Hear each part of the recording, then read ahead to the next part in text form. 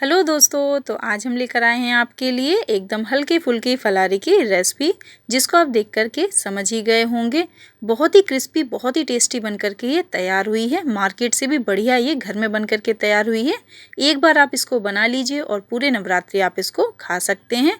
और इसके साथ ही हम बनाएंगे आलू के करारे लच्छे, जो मार्केट से भी बढ़िया घर में बन कर के तैयार होंगे। इसके साउंड से आपको पता ही चल रहा होगा कि ये कितने क्रिस्पी बने हैं। बहुत ही बढ़िया हमारी ये नमकीन बन कर के तैयार होगी। तो चलिए बनाते हैं हल्की फुल्की फलारी। तो यहाँ पर हमने 3 मीडियम साइज के आलूओं को छील करके ग्रेट कर लिया है इस तरह से।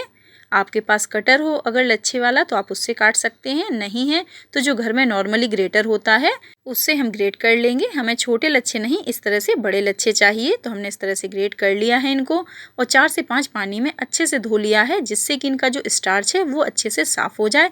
जब तक कि ये साफ़ पानी ना हो जाए, तो इस तरह से हमने पानी से इनको अच्छे से धो लिया है। अब इसमें हम मिलाएंगे 1 नींबू का रस। ये नींबू का रस इसलिए इसमें हम मिला रहे हैं जिससे कि जो हमारे लच्छे हैं लंबे समय के लिए क्रिस्पी रहें और एकदम करारे रहें मार्केट के जैसे। तो इनको अच्छे से हमने मिक्स कर लिया है नींबू के रस से। और यहाँ पर हम कोई ऐसी चीज़ नहीं मिलाएंगे जो व्रत में नहीं खाते हैं। तो यहाँ पर हमने सिर्फ नींबू का रस मिलाया है, जो कि हम व्रत में खाते हैं। अब यहाँ पर हम मिलाएंगे नींबू को एक्टिवेट करने के लिए गर्म पानी। इससे जो नींबू डाला है वो एक्टिवेटर का काम करेगा गर्म पानी के साथ मिल करके, और ये बढ़िया से क्रिस्पी करारे बनेंगे हमारे लच्छे। तो इसको हमने अच्छे से मिक्स कर लेना है और इतना पानी रखना है कि लच्छे अच्छे से डूब जाएं। तो 5 मिनट के लिए गर्म पानी और नींबू में इसी तरह से हम छोड़ देते हैं इनको। और 5 मिनट के बाद देखिए इनका कलर एकदम आपको चेंज दिखेगा, एकदम वाइटनेस आ गई है। और इस तरह से हल्के से सॉफ्ट भी हो गए हैं, ज़्यादा नहीं, बस हल्के से सॉफ्ट हुए हैं। तो इसी तरह से इनको हमें तैयार करना है। 5 मिनट से ज़्यादा नहीं रखना है इनको हमें पानी में, वरना ये ज़्यादा गल जाएंगे। तो इस तरह से हम इनके पानी को निकाल देते हैं। तो इस तरह से स्ट्रेन कर लिया है हमने पानी को और पूरे पानी को इस तरह से हमें निचोड़ देना है। अब हम यहाँ पर लेंगे एक ट्रे या फिर कोई प्लेट, इसमें इस तरह से सॉफ्ट टॉवल लगाएंगे। इसमें हमें क्या करना है, लच्छों को डालना है, उनको हमें ड्राई करना है। तो इस तरह से लच्छों को हमें फैला लेना है। ये प्रोसेस बहुत ज़रूरी है, तभी जा कर के हमारे जो लच्छे बनेंगे आलू के एकदम क्रिस्पी बनेंगे जैसे कि मार्केट के होते हैं। और इनको हमें सॉफ्ट टॉवल से इस तरह से पोंछ लेना है, जिससे कि ये बढ़िया से ड्राई हो जाएं। इनमें बिल्कुल भी पानी नहीं रहने देना है, एकदम सुखा देना है पानी को। तो 5 मिनट के लिए पंखे में रख देते हैं। तब तक हम यहाँ पर एक कढ़ाई लेंगे और 1 बड़ा चम्मच डालेंगे देसी घी। यहाँ पर हम कुछ नट्स फ्राई कर लेते हैं, तब तक हमारे लच्छे सूख रहे हैं। तो ये देखिए घी मेल्ट हो गया है। अब इसमें हम मिला देंगे 100 से 150 ग्राम मूँगफली के दाने और इनको स्लो फ्लेम पर हमें 2 मिनट के लिए अच्छे से रोस्ट कर लेना है। इनको सेकने में थोड़ा समय ज़्यादा लगता है, तो पहले हम मूंगफली के दाने डालेंगे और 2 मिनट के बाद इसमें हम बाकी के नट्स मिलाएंगे। तो यहाँ पर हमने 2 मिनट के लिए अच्छे से रोस्ट कर लिया है मूंगफली को। अब यहाँ पर हम मिला देंगे 15 से 20 बादाम और इनको भी हमें अच्छे से रोस्ट कर लेना है साथ में ही, क्योंकि मूंगफली के दाने और बादाम थोड़ा समय लेते हैं रोस्ट होने में। तो इनको हम पहले रोस्ट करेंगे, उसके बाद बाकी के नट्स मिलाएंगे। तो इनमें से हल्की हल्की आवाज़ आने लगी है चटकने की। अब यहाँ पर हम मिला देंगे 15 से 20 काजू के टुकड़े।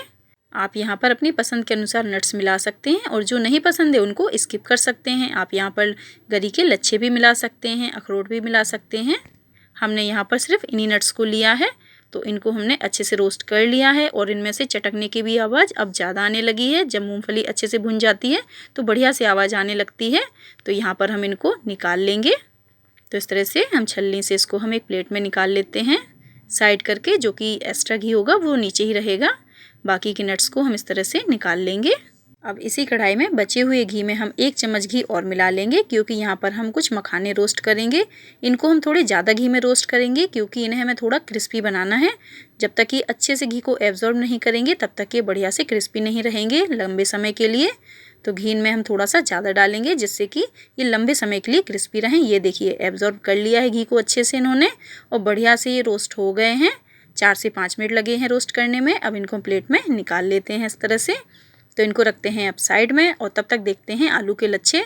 तो ये देखिए बढ़िया से ड्राई हो गए हैं आलू के लच्छे। जितने समय में हमने सभी को रोस्ट किया है तब तक यहाँ पर इनको पंखे के नीचे अच्छे से सुखा लिया है। ये देखिए बिल्कुल भी पानी नहीं है। तो अब चलिए इनको हम फ्राई कर लेते हैं।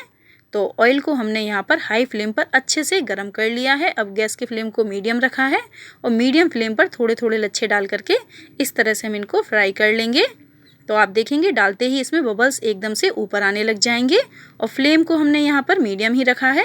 थोड़ी देर बाद आप देखेंगे बबल्स अपने आप धीमे धीमे कम होते जाएंगे और उसके बाद इस तरह से इसको हमें छलनी से थोड़ा सा हिला लेना है जिससे कि बढ़िया से ये सिक सके।